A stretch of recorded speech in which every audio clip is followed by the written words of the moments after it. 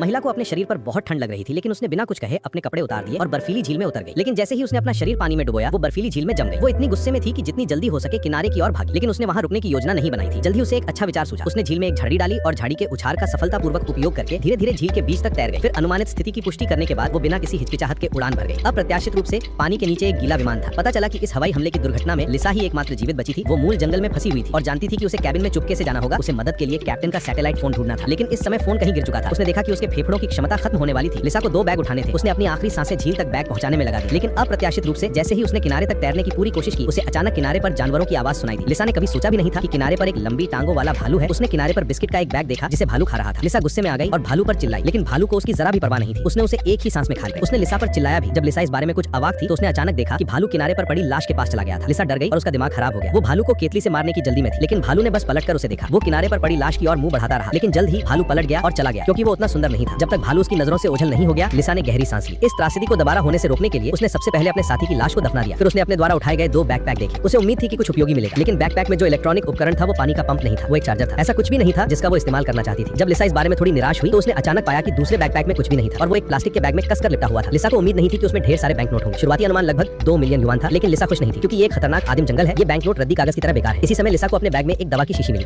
हालांकि वो नहीं जानती थी कि वो किस तरह की दवा है, लेकिन वो शीशी एक अनमोल भंडार थी, क्योंकि इसका इस्तेमाल पानी की शीशी के रूप में किया जा सकता है। लेकिन इस बंजर प्राकृतिक पानी में बहुत सारे बैक्टीरिया जरूर होंगे। झील के पानी को उबालने के लिए लिसा को एक अच्छा विचार सूझा। उसने चश्मे को आवर्धक गांच की तरह इस्तेमाल किया। उसने रद्दी कागज को जलाने के लिए सूरज की रोशनी का इस्तेमाल किया। अपनी उठती लौ को देखकर लिसा खुशी से उछल पड़ी। अब लौ को उबलता पानी पीने के लिए एक बर्तन की जरूरत है। अप्रत्याशित रूप से उड़ान भरने से पहले विमान एक बड़े पेड़ से टकरा गया। लिसा बिना कुछ कहे अगले जंगल में चली गई। उसे एक ऐसा विमान मिल ही गया जो पानी रख सकता था। समुद्र के टूटे हुए टुकड़े। उसकी कड़ी मेहनत के बाद आखिरकार उसमें बर्तन का पानी उबाल लिया। अब लिसा को पानी पीने की चिंता नहीं करनी पड़ती, लेकिन बिना खाने के सिर्फ पानी पीना ही काफी नहीं है। पेट भरने के लिए उसने एक कान की बाली से एक साधारण मछली पकड़ने का कांटा बनाया, लेकिन चूंकि उसे मछली पकड़ने का अनुभव नहीं था, इसलिए उसने काफी समय तक मछली नहीं पकड़ी। उसे एक मछली पर गुस्सा आ गया। उसने मछली को पानी में फेंक दिया। फिर वो कुछ खाने के लिए जंगल में चली गई। सौभाग्य से जल्दी उसे जमीन पर कुछ जंगली फल मिले। उत्साहित होकर उसने जल्दी से उन्हें इकट्ठा कर लिया। इन रंग बिरंगे और ताजे फलों को देखकर लिसा ने उन्हें अपने मुंह में डालने की कोशिश की। जब उसे लगा कि ये चीज मीठी है तो लिसा ने तुरंत उसे गटक लिया। हालांकि जब रात हुई तो लिसा को अचानक उल्टी होने लगी। पता चला कि ये फल जहरीले थे। इसी दौरान उसे अचानक याद आया कि इस जंगल में एक भालू रहता है। भालू को पता होना चाहिए कि जंगल में क्या खाना चाहिए। अगले दिन उसने भालू के मल की जांच शुरू की। कई जंगली फलों की तुलना करने के बाद उसे आखिरकार एक ऐसा फल मिला जो खाने योग्य लग रहा था। कल रात उल्टी के अनुभव के बाद लिसा ज्यादा सावधान हो गई। उसने जंगली फल को सीधे उबलते पानी में डाल दिया। इस तरह उसने उसे ध्यान से अपने पेट में डाल लिया। जब वो झपकी ले रही थी तो लिसा को अचानक एहसास हुआ कि जंगली फल जहरीला नहीं था। इसलिए वो जंगल में दौड़ी और ढेर सारे जंगली फल इकट्ठा कर लिए। लेकिन मौसम अप्रत्याशित था। उसने आसमान में ढेर सारे जंगली फल इकट्ठा करने का इंतजार नहीं किया और अचानक तेज बारिश शुरू हो गई। लेकिन ये कोई बुरी बात नहीं है। उसने तुरंत बची हुई बोतलें निकाली और बारिश का पानी इकट्ठा किया। फिर वो बारिश से बचने के लिए एक पेड़ की टहनी के नीचे छिप गई। रात भर नहाने के बाद कई बोतलें भी भर गई। इस जीवन रक्षक पानी से लिसा को तुरंत एक साहसिक विचार आया। उसने एक बैकपैक लिया और जंगल में निर्जन जीवन जीने की योजना बनाई। मुझे नहीं पता कि इसमें कितना समय लगा। उसे अचानक जमीन पर एक पैरों का निशान दिखाई दिया। उसने सोचा कि जंगल में और भी इंसान होंगे, लेकिन जब उसने अपना पैर उठाया तो उसे जूते के तल्ले पर एक निशान दिखाई दिया। ये बिल्कुल पैरों के निशान जैसा ही था। पता चला कि वो रास्ता भटक गई और जंगल में इधर-उधर घूमती रही। जंगल में फंसी महिला की दिशा जानने के लिए उसने खुद एक कंपास बनाने की योजना बनाई। उसने पहले बोतल में थोड़ा पानी डाला, फिर एक रुई के टुकड़े पर एक स्टील का तार रखा। आखिरकार उसने उसे बोतल में डाल दिया। जैसी कि उम्मीद थी, उसका कंपास काम नहीं कर पाया, क्योंकि इस स्टील की नीडल पर कोई चुंबकीय क्षेत्र नहीं है, इसलिए इसे बिल्कुल नहीं घुमाया जा सकता। लेकिन तभी उसे अचानक याद आया कि कुछ दिन पहले उसके साथी की कब्र पर एक घड़ी थी और उस घड़ी का बटन एक चुंबक था। ये सोचकर लिसा जल्दी से अपने साथी की समाधि की ओर मुड़ी और घड़ी उठा ली। वो बक्कल पर लगी स्टील की नीडल से घड़ी को रगड़ती रही। जैसे कि उम्मीद थी, इतने घर्षण के बाद उसके कंपास में आखिरकार एक चुंबकीय क्षेत्र आ गया और वो सीधे दक्षिण की ओर इशारा करने लगा। दिशा पाकर लिसा को तुरंत जीवन की आशा दिखाई दी। उसने सोचा कि वो एक दिशा में जा रही है और उसे इस प्राथमिक जंगल से निकलकर मनुष्यों को ढूंढना है। हालांकि उसने इस जंगल के क्षेत्रफल को कम करके आंका। बाद में पता चला कि वो कुछ घंटों तक बाहर नहीं निकल सकती। बोझ कम करने के लिए वो अपने बैग में रखी कुछ बेकार चीजें फेंक सकती थी और कुछ हल्की चीजें ही छोड़ सकती थी। उसने सोचा कि इस तरह उसे ज्यादा आराम महसूस होगा, लेकिन जल्द ही उसे कुछ गड़बड़ लगी, क्योंकि जो उसने अभी फेंका था वो उसके पैरों के नीचे फिर से आ गया। जाहिर है इस बार वो फिर से रास्ता भटक गई। वो डर गई और जल्दी से कंपास उठाकर देखने लगी। परिणाम स्वरूप उसने पाया कि कंपास का चुंबकीय क्षेत्र गायब हो गया।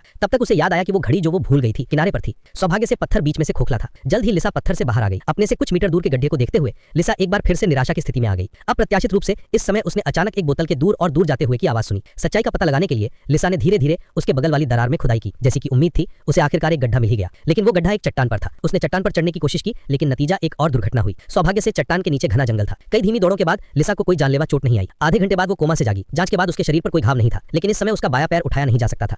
इस समय लिसा निराशा की स्थिति में थी। जानते हो, ये एक सच्चा जंगल है। अगर वो चल नहीं सकती तो वो अपनी जिंदगी यहीं छोड़ देगी। इसके अलावा कुछ महीने पहले उसने ये जांच भी करवाई थी कि वो गर्भवती है। अप्रत्याशित रूप से उसके पेट में अभी भी एक नन्हा जीवन था। लिसा ने अपने पास की टहनियां उठाई और मजबूती से खड़ी हो गई। वो जानती थी कि वो हार नहीं मान सकती। एक बार उसने उस नन्हे जीवन को छोड़ दिया तो वो पूरी तरह से निराश हो जाएगी। वो डालियों के सहारे कदम दर कदम आगे बढ़ती गई, जब तक कि उसकी ताकत खत्म नहीं हो गई और वो जमीन पर गिर पड़ी। इस समय उसे अपने बचपन की याद आई। उस समय वो क्या करना चाहती थी। दयालु पिता ने उसका भरपूर साथ दिया। अप्रत्याशित रूप से अगर उसके पेट में पल रहा बच्चा सफलतापूर्वक जन्म लेता तो वो उसके लिए एक सुंदर बचपन भी ला सकता था। लिसा ने खुद को जिंदा रखने की कसम खाई। इसलिए इसी विश्वास के साथ लिसा आगे बढ़ी। थक जाने पर उसने आराम किया। भूख लगने पर उसने कुछ जंगली फल खाए।